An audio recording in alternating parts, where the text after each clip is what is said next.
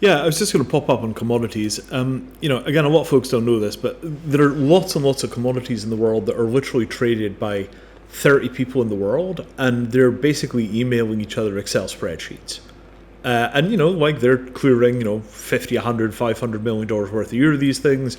But if it's some industrial mineral that only a few people need, then, the kind of trading infrastructure is really, really minimalist. It's all basically OTC or maybe occasionally bulletin board.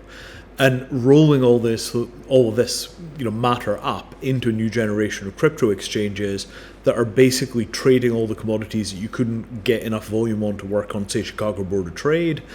Again, that's a huge area, a little like the mortgage thing. And once those things start to roll, you would expect there to be, really a lot of volume in there.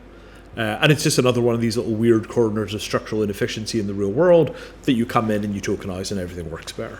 It's a really good area. And, to rocks, like we keep running into people with like emerald and ruby mines that are just like, the provenance, it's all there for diamonds, everybody figured it out for diamonds.